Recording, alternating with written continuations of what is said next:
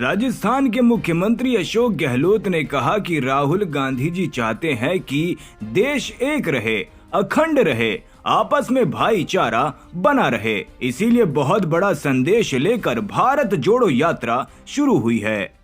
राहुल गांधी जी इतिहास बनाने जा रहे हैं देश के अंदर। आज़ादी के बाद में इस प्रकार की यात्रा पहली बार देश को देखने को मिल रही है। यात्राएं कई हुई है विभिन्न मकसदों से।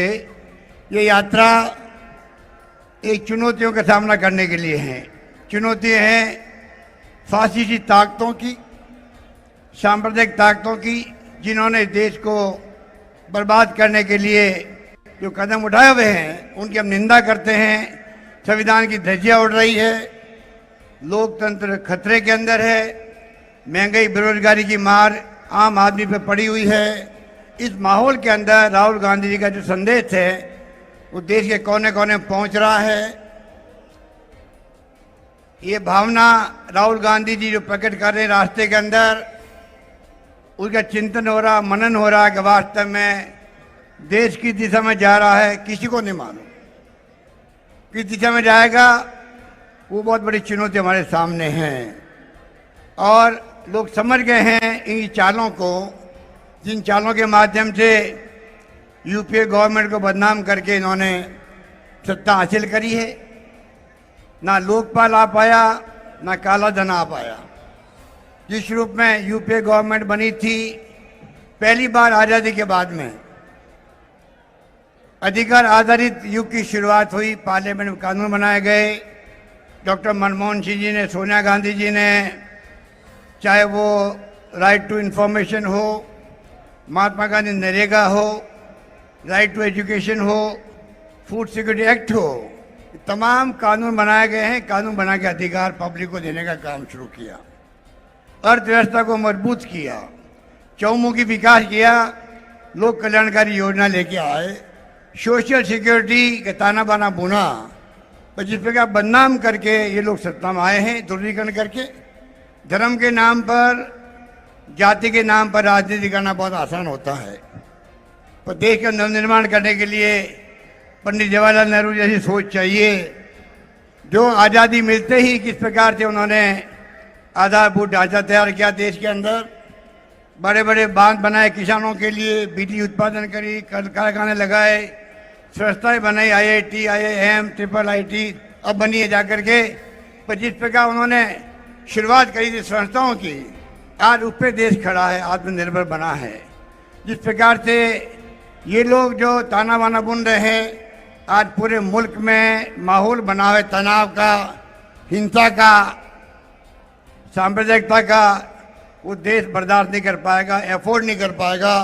मेरा मानना है कि जो राहुल गांधी का संदेश है, आपस में भाईचारा हो, सभी जातियों में, सभी वर्गों में, सभी धर्मों के अंदर प्यार मोहब्बत की राजनीति हो, सद्भावना का माहौल बने, हिंसा का कोई स्थान नहीं हो, ये माहौल बनाने की आज आवश्यकता है, जिसके लिए राहुल गांधी जी निकल पड़े हैं और कारवां चल पड़ा है। आप सोचिएगा 1000 किलोमीटर 3500 किलोमीटर में से पूरा कर लिया है, जिस जज्बे के साथ में, हिम्मत के साथ में, हौसले के साथ में है। पर जब तक कमिटमेंट नहीं हो देश के साथ में, देशवासियों के साथ में, तब तक ये संभव नहीं होता है। राहुल गांधी का कमिटमेंट देशवासियों के साथ में है, देश के गरीबों को, दलितों को, पिछड़ों के साथ में है, किसानों के साथ में है, मजदूरों के साथ में है। इसलिए जाकर के संभव हुआ है। इतनी लंबी संघर्षमय यात्रा, बहुत टफ यात्रा है ये, जो साधु संत दौरा करते हैं, यात्राएं करते हैं, वो भी विश्राम लेते रास्ते के अंदर। पर जिस प्रकार की यात्रा शुरू की गई है, 25 किलोमीटर प्रतिदिन चलना, मैं समझता हूँ आज तक ऐसी यात्रा कोई हुई नहीं होगी। इस प्रकार के माहौल में राहुल गांधी जी चिंता कर रहे हैं देश की, देश बचाने की, देश को एक व अखंड रखने के लिए, जिसके लिए इंदिरा गांधी जी ने जान दे दी अपनी, पे खालिस्तान नहीं बनने दिया। राजीव गांधी शहीद हो गए, इस उपमहाद्वीप की शांति स्थापित करते करते। आज राहुल गांधी चाहते हैं कि देश एक रहे, अखंड रहे, आपस में भाईचारा बने। इसलिए बहुत बड़ा संदेश लेके यात्रा शुरू हुई है। मैं आपको कहना चाहूँगा इस मुबारक मौके पर, इतनी बड़ी तादाद में आप लोग पधारे हो, चाहे चेन्नई हो, चाहे वो केरला हो, चाहे वो कर्नाटका हो, इतिहास बनाया। आप कर्नाटक वालों ने भी चिकमंगलुरु में इंदिरा जी चुनाव लड़ी थी, हम भी आए थे यहाँ पर बचपन में कार्यकर्ता के रूप में। बेलारी में सोनिया गांधी चुनाव लड़ी थी, वो भी इतिहास बना था। तो कर्नाटक ने हमेशा करवट ली है राजनीति के अंदर, और मैं उम्मीद करता हूँ कि ये यात्रा भी शुभ होगी। आने वाले वक्त में कर्नाटक में सरकार बनेगी कांग्रेस की। राहुल गांधी को संदेश को आप घर घर पहुंचाएंगे और बदलाव पूरे मुल्क में होगा। उसकी शुरुआत भी चाहे वो चेन्नई हो, केरला हो, कर्नाटक हो, अन्य राज्य भी आएंगे रास्ते के अंदर। तो मैं कह सकता हूं कि राहुल जी के संदेश को आम लोग, हर वर्ग के लोग आत्मसात कर रहे हैं। यही हमारी बहुत बड़ी ताकत है। यही बात कहता हूं, मैं अपनी बात समाप्त करता हूं। धन्यवाद। जय हिंद। नरोत्तम मिश्रा ने कहा कि राहुल गांधी जी की भारत जोड़ो यात्रा में स्थानीय लोगों की भागीदारी न के बराबर है। बाहर के लोगों को बुलाकर यात्रा को सफल बताने का कांग्रेस असफल प्रयास कर रही है। नरोत्तम मिश्रा ने आगे कहा कि भारतीय जनता पार्टी चुनाव को ध्यान में रखकर नहीं, विकास और जनसेवा के भाव के साथ सतत कार्य करती है। नरोत्तम मिश्रा ने आगे कहा कि मध्य प्रदेश में पिछले 24 घंटों में कोरोना संक्रमण के 24 नए केस आए हैं, वहीं 19 मरीज ठीक हुए हैं। पिछले 24 घंटे में कोरोना के 20 नए प्रकरण संपूर्ण प्रदेश के अंदर आए, जबकि ठीक होकर अपने घरों और गंतव्य की ओर जाने वाले 19 लोग। एक्टिव केस मध्य प्रदेश में अब 112 वर्तमान में है। जो सैंपल कलेक्शन पिछले 24 घंटे में हुआ है वो 3719 लोगों का सैंपल कनेक्शन मध्य प्रदेश के अंदर हुआ है। संक्रमण दर वर्तमान में हमारी 0.54 है, जबकि रिकवरी की दर हमारी 98.7 बनी हुई है।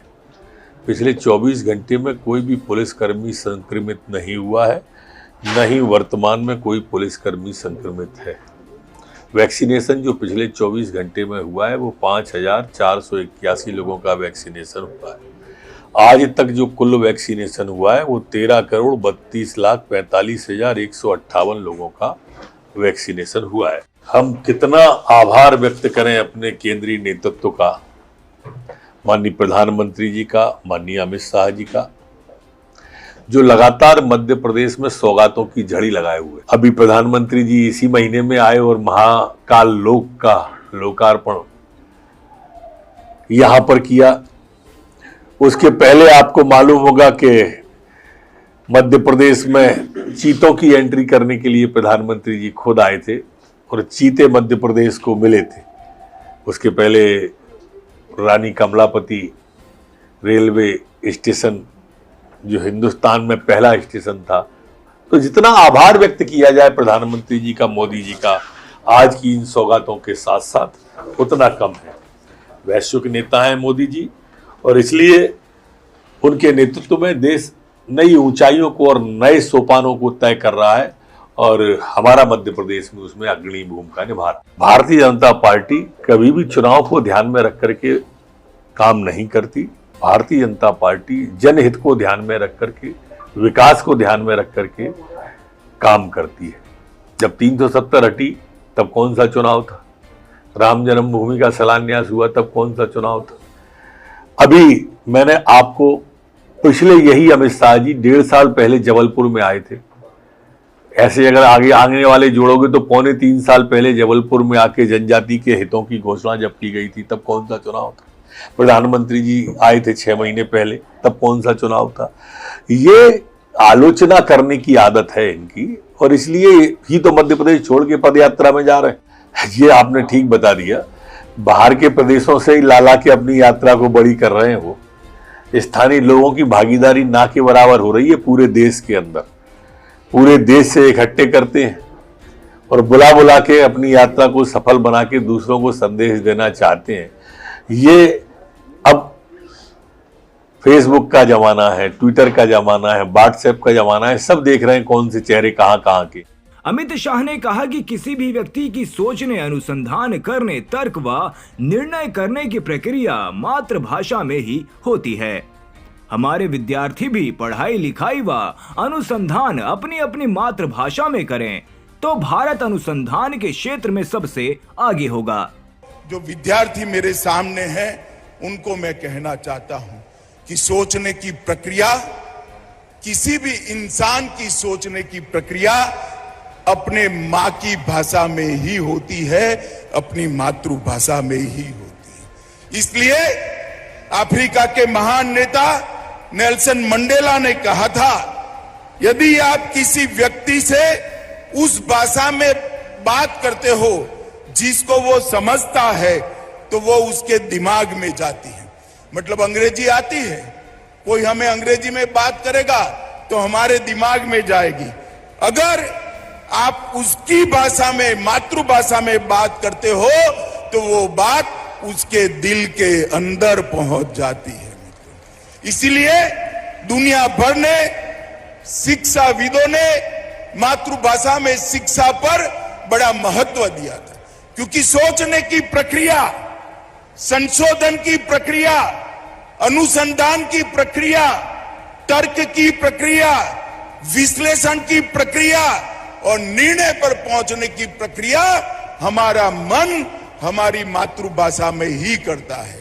अगर पढ़ाई लिखाई और अनुसंधान मातृभाषा में हो तो मुझे पूरा भरोसा है भारत के विद्यार्थी विश्व के किसी भी विद्यार्थी से कम नहीं है। समग्र विश्व में वो अनुसंधान के क्षेत्र में भी भारत का डंका बजाकर लाएंगे।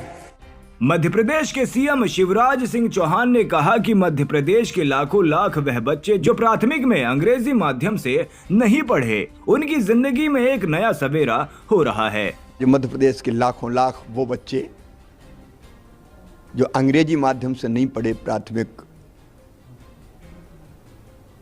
शिक्षा में, उनकी जिंदगी में एक नया सवेरा हो रहा है। प्रतिभाशाली होने के बाद भी केवल अंग्रेजी का ज्ञान ना होने के कारण वो कुंठित होते थे, प्रतिभा को प्रकट नहीं कर पाते थे, हीन भावना से ग्रसित होते थे। और कई तो ऐसे कि मेडिकल कॉलेज में एडमिशन हो गया लेकिन अंग्रेजी के मकर जाल के कारण पढ़ाई छोड़ देते थे। और सोचो उन बच्चों की जो गरीबों के बच्चे हैं, जिनको अंग्रेजी माध्यम में पढ़ना नसीब नहीं हुआ, निम्न मध्यम वर्गीय बच्चों के बच्चे, हमारे अनुसूचित जाति जनजाति के बच्चे, आज उनकी जिंदगी में एक नया प्रकाश फैलाने अमित शाह जी आ रहे हैं। हिंदी में मेडिकल की पढ़ाई की किताबों का विमोचन करने के लिए आज का दिन इतिहास में स्वर्ण अक्षरों में लिखा जाएगा। देखिए, हिंदी में पढ़ाई होगी इसका अर्थ दूसरी भाषा सीखना नहीं है। अंग्रेजी की बाध्यता क्यों? और फिर हिंदी भाषी राज्यों का इतना बड़ा क्षेत्र है, वो डॉक्टर वहाँ रह सकते हैं, वो बाद में चाहे अंग्रेजी सीख सकते हैं, लेकिन पढ़ने के लिए अंग्रेजी चाहिए। या अंग्रेजी के गुलाम हम क्यों बने? और मैं बच्चों से ये कहना, बच्चे तो प्रफुल्लित हैं। जब चीन में चीनी भाषा में पढ़ाई होती है, जापान में जापानी में होती है, जर्मनी में जर्मन में होती है, रूस में रशियन में होती है, फ्रांस में फ्रेंच में होती है, तो मध्य प्रदेश में अंग्रेजी में क्यों? जब वहाँ के बच्चे अपनी प्रतिभा का प्रकटीकरण अपनी भाषा में करके दुनिया में शीर्ष पदों पर तक पहुँचते हैं, तो हमारे बच्चे क्यों नहीं पहुँच सकते? सौरभ भारद्वाज ने कहा कि सीबीआई ने कल मनीष सिसोदिया जी को बुलाया है। कल उन्हें केंद्र की सीबीआई अरेस्ट करेगी। सीबीआई ईडी 500 से ज्यादा जगहों पर छापे मार चुकी है, कुछ नहीं मिला। सब समझ रहे हैं इसका लेना देना एक्साइज पॉलिसी से नहीं, गुजरात चुनाव से है।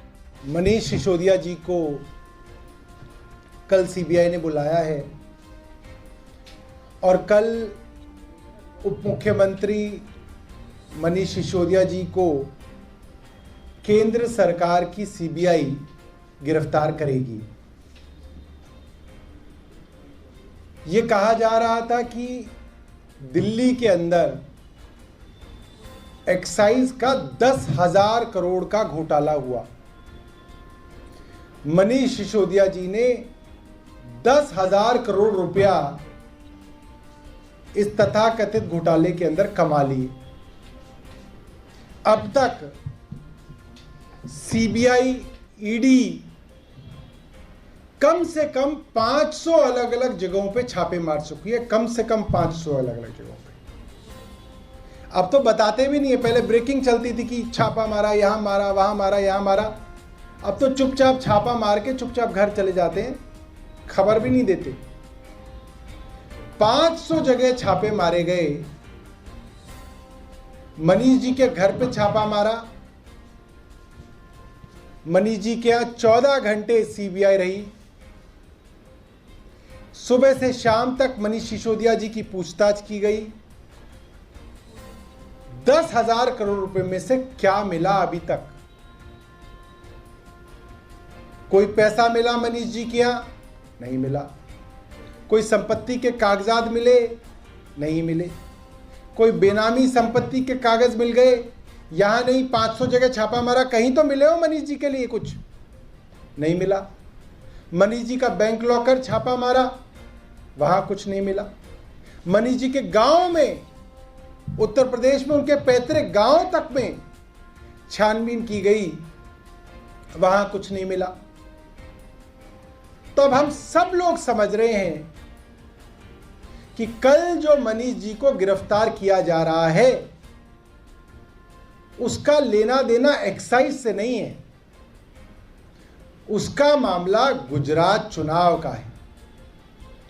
गुजरात के अंदर गुजराती लोग परिवर्तन चाह रहे हैं, परिवर्तन की बात कर रहे हैं।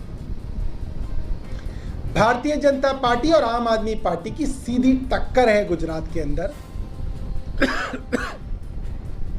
भारतीय जनता पार्टी घबराई हुई है, उनकी घबराहट हर जगह दिख रही है और आने वाले 1 महीने में मनीष सिसोदिया जी के जो कार्यक्रम लगे हुए हैं गुजरात चुनाव को लेके, गुजरात के अंदर प्रचार को लेके, उसको रोकने के लिए कल मनीष सिसोदिया जी को गिरफ्तार किया जाएगा।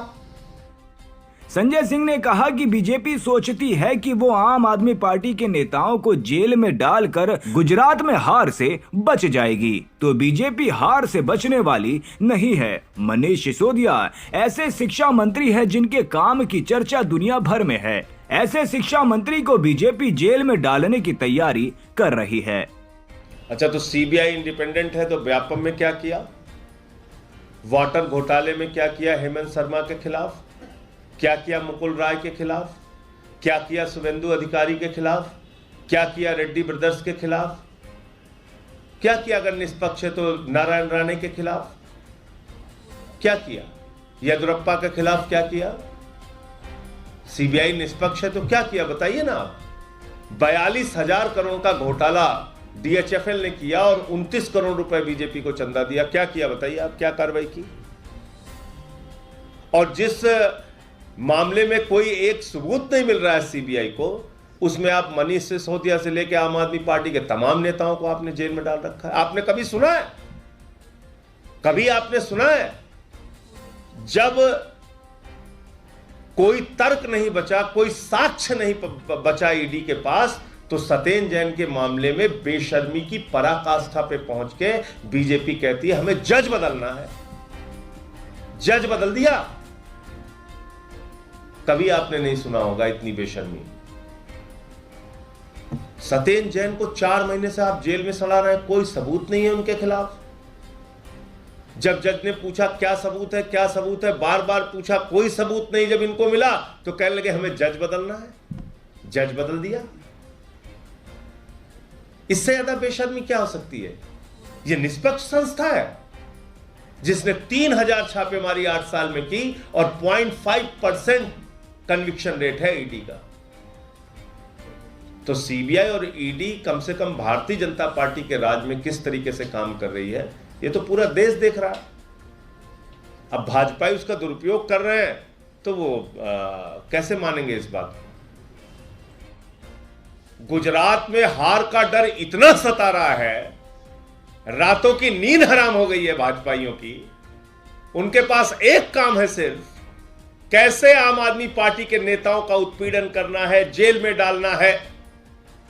मैं बीजेपी के नेताओं से साफ तौर पे कहना चाहता हूं, तुम्हारी इस हताशा में की गई कार्रवाइयों से, ये जेल में डालने से आम आदमी पार्टी के नेता डरने और रुकने वाले नहीं है। आम आदमी पार्टी के नेताओं को जेल में डाल के अगर बीजेपी सोचती है कि गुजरात में हार से बच जाएंगे, तो हार से आप लोग बचने वाले नहीं हो। तुम्हारा उत्पीड़न, तुम्हारी हताशा में की गई ये कायरतापूर्ण कार्रवाई पूरा का पूरा गुजरात देख रहा है और देश देख रहा है।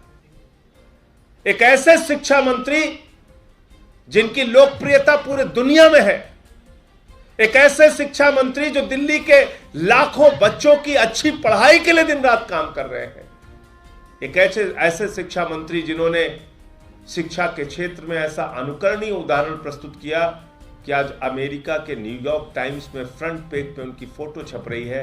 ऐसे शिक्षा मंत्री को भारतीय जनता पार्टी जेल में डालने की तैयारी कर रही है। कल उनको जेल में डालने जा रही है।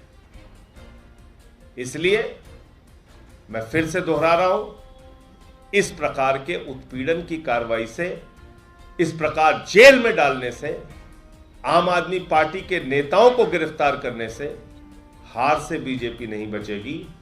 हताशा में भाजपा के नेताओं को जो कुछ भी करना है कर ले, जिसको भी जेल में डालना है डाल लो, कुछ भी हासिल होने वाला नहीं है। आम आदमी पार्टी और भारतीय जनता पार्टी की सीधी टक्कर है गुजरात में, और गुजरात का चुनाव हम लोग जीतेंगे। आम आदमी पार्टी से अतिशी ने कहा कि आज तक सीबीआई बता नहीं पाई कि मनीष जी के पास से क्या मिला। सीबीआई ईडी ने फर्जी घोटाले की जांच के लिए 400 से 500 ऑफिसर्स को लगाया है, लेकिन इन्हें 1 रुपए का भी भ्रष्टाचार नहीं मिला है। मैं बीजेपी को चेतावनी देती हूं, अगर अरेस्ट किया तो आम आदमी पार्टी का ग्राफ और तेजी से बढ़ेगा। कल जब मनीष सिसोदिया जी सीबीआई जाएंगे तो उनको वहां पर सीबीआई में गिरफ्तार कर लिया जाएगा। भारतीय जनता पार्टी ये कह रही है कि मनीष सिसोदिया जी ने एक्साइज पॉलिसी में हजारों करोड़ का घोटाला किया है। वो कभी कहते हैं 1.5 लाख करोड़ का घोटाला किया, कभी कहते हैं 8,000 करोड़ का घोटाला किया, कभी कहते हैं 10,000 करोड़ का घोटाला किया, कभी कहते हैं 144 करोड़ का घोटाला किया, कभी कहते हैं 30 करोड़ का घोटाला किया। मैं भारतीय जनता पार्टी से ये पूछना चाहती हूं कि अगर आप कहते हो कि मनीष सिसोदिया जी ने 10,000 करोड़ का घोटाला किया, तो आप उस घोटाले का एक सबूत हमारे सामने रख दो। आप मनीष सिसोदिया जी के घर पर रेड कर चुके, 14 घंटे तक रेड कर चुके, लेकिन आज तक सीबीआई ये बताने को तैयार नहीं है कि मनीष सिसोदिया जी के घर पे जो रेड हुई, उस रेड में क्या मिला। क्या कैश मिला? क्या करोड़ों करोड़ों रुपए के नोट के बंडल मिले? क्या सोने के बिस्कुट मिले? क्या बेनामी संपत्ति के कागजात मिले? सीबीआई इसलिए बताने को तैयार नहीं है क्योंकि उन्हें मनीष सिसोदिया जी के घर पे कुछ नहीं मिला। उसके बाद वो मनीष सिसोदिया जी के गांव गए देखने के लिए कि वहां पे हो सकता है उन्होंने संपत्ति इकट्ठी करी हो। पूरे गांव की एक एक जमीन छान मारी, लेकिन उन्हें वहां पर भी कुछ नहीं मिला। फिर वो मनीष सिसोदिया जी के बैंक के लॉकर पर रेड मारने गए और वहां पर उन्हें क्या मिला? वहां पर उन्हें झुनझुना मिला। तो सीबीआई ने इतने छापे कर लिए, रेड कर ली, लॉकर पर रेड कर ली, घर पर रेड कर ली, ऑफिस पर रेड कर ली, लेकिन उन्हें कुछ भी नहीं मिला मनीष सिसोदिया जी के खिलाफ। सीबीआई ने इस केस पर 200 से ज्यादा अफसर लगा दिए हैं। ईडी ने इस केस पर 200 से ज्यादा अफसर लगा दिए हैं। आज इस तथाकथित एक्साइज पॉलिसी के घोटाले की जांच पर इस देश की सबसे बड़ी बड़ी एजेंसियों के 400-500 अफसर लग गए हैं। दिल्ली के और देश के अलग अलग हिस्सों में ये रोज रेड करते रहते हैं, लेकिन इन्हें मनीष सिसोदिया द्वारा 1 रुपए के भ्रष्टाचार का भी सबूत इतने दिनों में नहीं मिला। 1 रुपए का भ्रष्टाचार का सबूत नहीं मिलने के बावजूद भी क्यों गिरफ्तार किया जाएगा? इसलिए गिरफ्तार किया जाएगा क्योंकि यह मामला एक्साइज पॉलिसी का नहीं है, यह मामला गुजरात चुनाव का है। और यह मामला गुजरात में आम आदमी पार्टी की बढ़ती हुई लोकप्रियता का है। आज गुजरात में जब चुनाव की घोषणा होने वाली है तो आज पूरे गुजरात के लोग देख रहे हैं कि इस चुनाव में भारतीय जनता पार्टी और आम आदमी पार्टी की सीधी टक्कर है। भारतीय जनता पार्टी वाले लोग देख रहे हैं कि जब मनीष सिसोदिया जी नॉर्थ गुजरात में परिवर्तन यात्रा निकालते हैं तो भारतीय जनता पार्टी के सर्वे दिखाने लग जाती हैं कि उन एरियाज में आम आदमी पार्टी का ग्राफ स्पीड से बढ़ने लग गया और वहां की सीटें आम आदमी पार्टी के पास आ रही हैं। तो अब भारतीय जनता पार्टी ये चाहती है कि किसी भी तरीके से मनीष सिसोदिया को गुजरात में प्रचार करने से रोका जाए। और आज जो मनीष सिसोदिया जी को सीबीआई ने बुलाया है और जो उनकी गिरफ्तारी होने वाली है, वो गुजरात चुनाव में प्रचार के लिए ना जा पाए सिर्फ इसलिए हो रही है। लेकिन मैं भारतीय जनता पार्टी को ये कहना चाहती हूँ कि पूरा देश देख रहा है कि आप किस आदमी को परेशान कर रहे हो। पूरा देश देख रहा है कि मनीष सिसोदिया जी वो व्यक्ति हैं जिन्होंने अपने पिछले 7 साल लगा दिए दिल्ली के लाखों गरीब बच्चों को अच्छी शिक्षा देने के लिए, दिल्ली के लाखों गरीब बच्चों को एक अच्छा भविष्य देने के लिए। और मैं भारतीय जनता पार्टी को यह चेतावनी देना चाहती हूं कि अगर आपने कल मनीष सिसोदिया को गिरफ्तार किया तो गुजरात की जनता, जो आज आम आदमी पार्टी को हो सकता है 30%, 35% वोट डालने वाली हो, मैं आपको चेतावनी देना चाहती हूं कि आपने मनीष सिसोदिया को गिरफ्तार किया तो आम आदमी पार्टी का वोट शेयर गुजरात में एकदम से उठेगा, क्योंकि गुजरात के लोग इस सारी कवायद को देख रहे हैं कि किस तरह आम आदमी पार्टी को रोकने की कोशिश की जा रही है। प्रधानमंत्री नरेंद्र मोदी ने कहा कि आईएमएफ ने भारत के डिजिटल बैंकिंग इंफ्रास्ट्रक्चर की प्रशंसा की है। इसका श्रेय भारत के गरीबों, किसानों और मजदूरों को जाता है, जिन्होंने नई तकनीकों को अपनाया, अपने जीवन का हिस्सा बनाया। प्रधानमंत्री मोदी ने आगे कहा कि आज भारत की इकोनॉमी निरंतरता के साथ आगे बढ़ रही है। ये इसीलिए मुमकिन हो रहा है क्योंकि इन 8 वर्षों में देश 2014 के पहले वाले फोन बैंकिंग सिस्टम से डिजिटल बैंकिंग पर शिफ्ट हो गया है।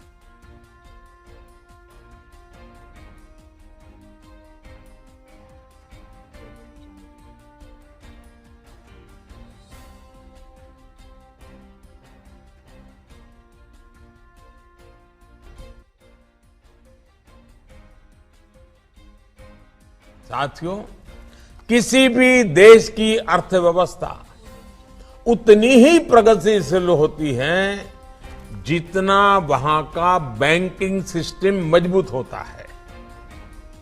आज भारत की इकोनॉमी एक निरंतरता के साथ आगे बढ़ रही है। ये इसलिए मुमकिन हो रहा है क्योंकि इन 8 वर्षों में देश 2014 के पहले वाले फोन बैंकिंग सिस्टम से डिजिटल बैंकिंग पर शिफ्ट हो गया है। 2014 से पहले की फोन बैंकिंग आप लोगों को भली भांति याद होगा और समझ गए होंगे। बैंकों को ऊपर से फोन आता था और तय होता था कि बैंक कैसे काम करें, किसे पैसे दें। इस फोन बैंकिंग राजनीति ने बैंकों को असुरक्षित कर दिया, गड्ढे में उतार दिया, देश की अर्थव्यवस्था को असुरक्षित कर दिया था। हजारों करोड़ के घोटालों के बीच निरंतर घोटाले ही घोटाले की खबरें आया करती थी। लेकिन अब डिजिटल बैंकिंग से सब पारदर्शी तरीके से चल रहा है। जेपी नड्डा ने कहा कि केजरीवाल कहते थे कि दिल्ली में शराब बंद करूंगा, शराब की दुकानें कम करूंगा, लेकिन जब सरकार में बैठे तो एक्साइज पॉलिसी बनाकर दिल्ली के मोहल्ले मोहल्ले तक ठेके खोल दिए, घोटाले पर घोटाला किया। मित्रों, हम सब लोग जानते हैं कि सेवा भाव, संतुलन, संयम, समन्वय, सकारात्मक सद्भावना और संवाद के आधार पर भारतीय जनता पार्टी का कार्यकर्ता समाज की सेवा कर रहा है और हमको इसी तरीके से सेवा करनी है। हम वो पार्टी हैं जो गांव, गरीब, वंचित, पीड़ित, शोषित, दलित, महिला, युवा, किसान, इनको मजबूती प्रदान करने के लिए हम आए हैं। और इसीलिए हमारी नीतियां, कोई भी नीति उठा करके देखिए, आपको मालूम होगा प्रधानमंत्री गरीब कल्याण अन्न योजना, प्रधानमंत्री गरीब कल्याण अन्न योजना में 80 लाख लोग, 80 करोड़ लोगों को हम 5 किलो गेहूं, 5 किलो चावल, 1 किलो दाल इसकी देने की हम व्यवस्था कर रहे हैं। मित्रों, अगर हम उज्ज्वला बोले, उजाला बोले, प्रधानमंत्री आवास योजना बोले, सौभाग्य योजना बोले, स्टार्टअप बोले, स्टैंड अप बोले, मुद्रा योजना बोले, जनधन योजना बोले, ये सारी योजनाएं गांव, गरीब, वंचित, पीड़ित, शोषित, दलित, महिला, युवा, किसान, इन सबको मजबूती देने वाला है। तो ये नीतियां देने वाली है, ये कार्यक्रम देने वाला है। मित्रों, मैं यहां आपसे चर्चा करना चाहता हूं कि यह सरकार जो केजरीवाल जी की सरकार रही, उस सरकार ने किस तरीके से यहां पर घोटाले पे घोटाला किया है। आज केजरीवाल की सरकार घोटालों की सरकार बन गई है। केजरीवाल, तुमने दिल्ली का किया बेहाल और तुम्हें अब जाना होगा और यहां पर भारतीय जनता पार्टी को आना होगा, इस बात की हमको तैयारी है। मित्रों, कहते थे मैं शराब बंदी करूंगा, मैं शराब बहुत बुरी चीज है, शराब पीना बुरा है, मैं दुकानें कम करूंगा, मैं मोहल्ले में दुकानें खोलूंगा नहीं। लेकिन जब सरकार में बैठे तो एक्साइज पॉलिसी बना करके बस मोहल्ले मोहल्ले तक पहुंचाने का इंतजाम कर दिया और घोटाले पे घोटाला किया। घोटाला क्या किया? घोटाला ये किया कि शराब के ठेकेदारों से 2% का कमीशन होता था, उस कमीशन को 12% कर दिया। जहां 400 करोड़ रुपए में कमीशन में जाता था, वहां 2400 करोड़ रुपए कमीशन में गए और उसमें से 6%, 6% किकबैक। नया इंतजाम, आपने वो स्टिंग ऑपरेशन देखा है कि नहीं देखा है? देखा है कि नहीं देखा है? 12% दे दो, 6% ले लो, कमाई आम के आम गुठली के दाम। ऐसे घोटालेबाजों को रहने देना है क्या? रहने देना है क्या? मित्रों, मैं यहां आपसे चर्चा करना चाहता हूं कि यह सरकार जो केजरीवाल जी की सरकार रही, उस सरकार ने किस तरीके से यहां पर घोटाले पे घोटाला किया है। आज केजरीवाल की सरकार घोटालों की सरकार बन गई है। केजरीवाल, तुमने दिल्ली का किया बेहाल और तुम्हें अब जाना होगा और यहां पर भारतीय जनता पार्टी को आना होगा, इस बात की हमको तैयारी है। मित्रों, कहते थे मैं शराब बंदी करूंगा, मैं शराब बहुत बुरी चीज है, शराब पीना बुरा है, मैं दुकानें कम करूंगा, मैं मोहल्ले में दुकानें खोलूंगा नहीं। लेकिन जब सरकार में बैठे तो एक्साइज पॉलिसी बना करके बस मोहल्ले मोहल्ले तक पहुंचाने का इंतजाम कर दिया और घोटाले पे घोटाला किया। घोटाला क्या किया? घोटाला ये किया कि शराब के ठेकेदारों से 2% का कमीशन होता था, उस कमीशन को 12% कर दिया। जहां 400 करोड़ रुपए में कमीशन में जाता था, वहां 2400 करोड़ रुपए कमीशन में गए और उसमें से 6% किकबैक। नया इंतजाम। आपने वो स्टिंग ऑपरेशन देखा है कि नहीं देखा है? देखा है कि नहीं देखा है? 12% दे दो, 6% ले लो, कमाई आम के आम गुठली के दाम। ऐसे घोटालेबाजों को रहने देना है क्या? रहने देना है क्या?